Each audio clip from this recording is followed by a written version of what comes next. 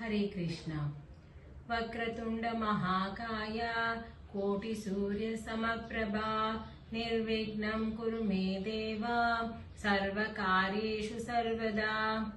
रामाय रामभद्राय रामचन्द्राय वेदसे नाथाय रघुनाथाय सीताय पतये नमः। रामानुजदयापात्रं ज्ञानवैराग्यभूषणं श्रीमद्वेङ्कटनाथार्यं वन्दे वेदान्तदेशिकम्। लक्ष्मीनाथसमारम्भां नाथयामुनमध्यमाम् अस्मदाचार्यपर्यन्तां वन्दे गुरुपरम्पराम्।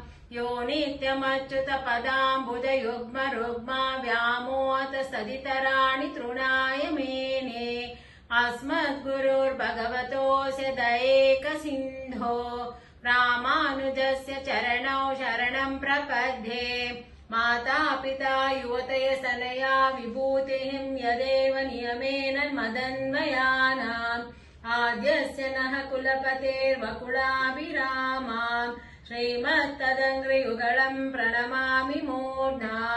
भूतं सरश्च महदाय भट्टनाथ श्रीभक्तिसार कुलशेखर योगिवाहान् भक्ताङ्घ्रिरेणुपरकाल यतीन्द्रमेश्रान् श्रीमत्पराङ्कुशमुनिं प्रणतोऽस्मि नित्यम्।